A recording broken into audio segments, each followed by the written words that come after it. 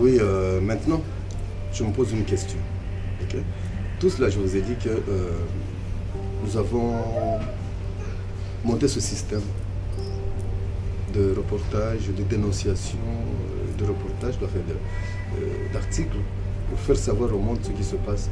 Mais nous attendons quoi? Ok. Que pourrait faire chacun pour aider le Congo et les Congolais? On est en France, que pourraient, à mon sens, faire les Français? Les Français, j'entends le français lambda, dont je suis maintenant, depuis une année, mais aussi le gouvernement. Le gouvernement, je ne sais pas. Le Sénat, je ne sais pas. Ils savent ce qui se passe là-bas, mais est-ce qu'ils ont vraiment la volonté de changer les choses? Mais le français moyen, qu'est-ce qu'il peut faire? Lambda, comme on dit, pour aider son frère, sa soeur du Congo. Je ne sais pas exactement, mais chacun peut contribuer d'une façon ou d'une autre. Aider nos enfants à aller à l'école. Okay?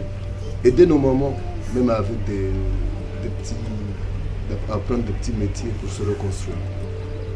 Aider nos hôpitaux à soigner les gens. Et pour cela, il faut déjà payer les médecins, avoir de bonnes structures et tout. Mais personnellement, je pense que c'est tout un système qu'il faut nous aider à changer. Je ne suis pas politicien, ni politologue, mais c'est tout le système qu'on doit changer. Parce que malheureusement, aujourd'hui, 60% de la population congolaise, c'est des jeunes qui sont nés sous Mobutu, qui trouvent que c'est normal, que rien de...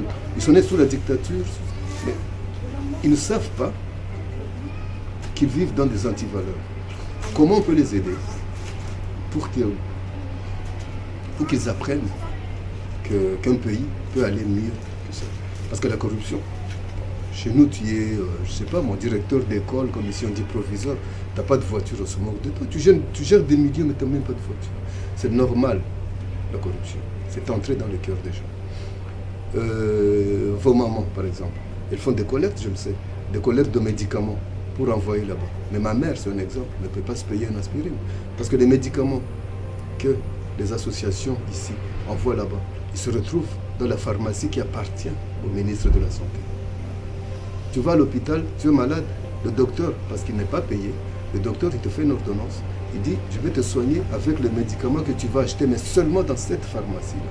Tu l'achètes ailleurs, tu n'es pas... Parce qu'il a son resto, je ne peux pas, il a son business dans cette pharmacie, si elle ne lui appartient pas. Okay? À l'armée, quand la police, quand les militaires sont obligés de se déplacer, parce qu'il n'y a plus de caserne. Le militaire, quand il est en permutation au front, il part avec toute sa famille sur le dos. Sa femme et ses 7 ou 8 enfants. À pied.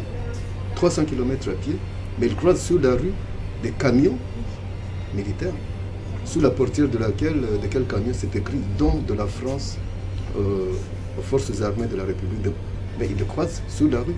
Mais les camions, ils transportent les briques pour le chantier du général. Ils transportent les pierres, les planches pour la maison du colonel. Mais les militaires, ils vont à pied. On dit chez nous, je ne sais pas si je l'ai dit, tous les fonctionnaires militaires, policiers, infirmiers, enseignants, professeurs d'université, tous les fonctionnaires souffrent du sida. Le salaire impayé depuis des années. C'est ça le sida. Et chacun a mis en place un système de corruption. Okay? D'où le pays ne peut pas. Les passeports, ça se voit dans la rue. Tu veux un passeport, donne-moi 100 €. Je te jure, demain, je te donne un passeport. Dans la rue. Okay? Biométrique ou pas, on s'en fout. Le permis de conduire au Congo, c'est au bar que tu achètes. Tous mes amis, je vous jure, ont un permis de conduire. Vous êtes en train de boire un verre au café, il y a le monsieur à la mairie chargé des permis qui vient, qui veut un permis de conduire, c'est 10 €. 10 $ là-bas. Okay? Vous discutez un peu, tu lui donnes, mais tu as ton permis. Tous mes amis ont des permis de conduire, aucun ne sait conduire. Okay?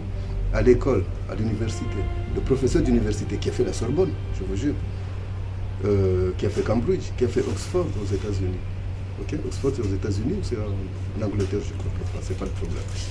Le professeur d'université, il a comme salaire 120 $ par mois, 80 €. C'est ça donc le professeur d'université, pour envoyer ses propres enfants à l'école, il a fait la Sorbonne, hein? Docteur en droit, docteur en ceci. Pour envoyer ses propres enfants à l'école, il doit entretenir un petit potager derrière sa maison et sa femme élève 3-4 poules pour vendre les œufs au marché, pour envoyer ses propres enfants à l'école. Les points, ça se voit comme ça à l'école, à l'université. Ce n'est pas l'élève le plus brillant qui sera le premier de la classe, c'est celui qui a donné le plus d'argent au professeur.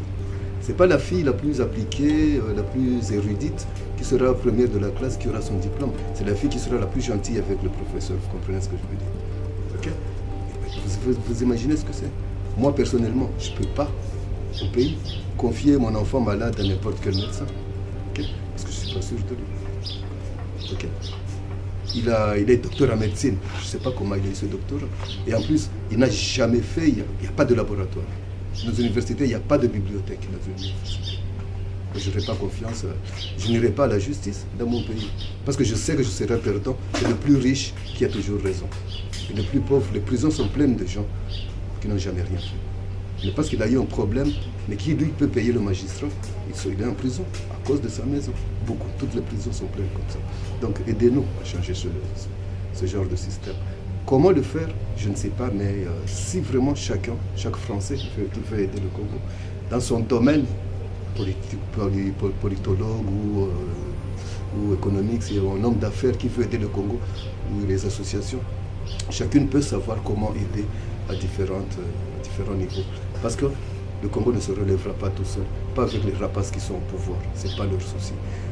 Au pays, j'assistais souvent à des conférences de presse, de ministres qui disent, moi je leur disais ouvertement, monsieur le ministre, ça ne sert à rien, ou député, machin. Ça ne sert à rien de raconter aux gens que vous allez faire des routes. Vous ne ferez jamais aucune, parce que vous êtes au pouvoir. Depuis Mobutu, depuis 30 ans, vous n'avez jamais fait aucune route. Ce n'est pas aujourd'hui que vous allez le faire. Parce que vous avez la possibilité de voyager en hélicoptère. Okay? Ne dites pas que vous allez construire des écoles. Vos enfants étudient à la Sorbonne. Vous vous en foutez, ce n'est pas mon fils. Vous n'allez pas construire une école pour mon fils. Ne dites pas que vous allez faire des hôpitaux. Votre femme, quand elle a ses règles douloureuses, vous l'envoyez en Afrique du Sud. Mais ma soeur qui va l'envoyer en Afrique du Sud. Il n'y a pas les moyens. Donc c'est ce système-là qu'il faut changer. Parfois je me dis, quand on est un peu extrémiste, si je peux dire, comment changer ce système?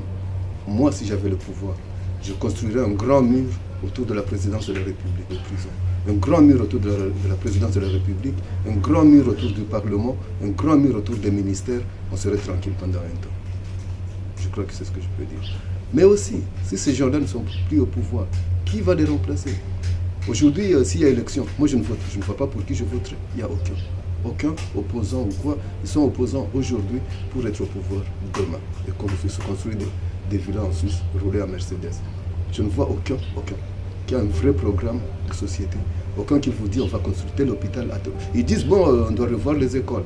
Mais personne ne te dit on va chercher l'argent ici pour construire telle école. On va payer autant de professeurs, acheter autant de bancs ou d'ordinateurs. Je ne vois aucun.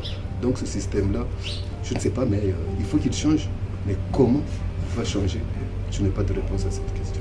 Tout ce que je fais, c'est pleurer pour ce peuple et dénoncer et dire ce que je vois comme journaliste indépendant. Et je resterai indépendant toute ma vie. Jamais pour personne ne me misérera. Que ce soit pour l'argent, que ce soit par la torture, tant que ce peuple souffrira, je souffrirai avec.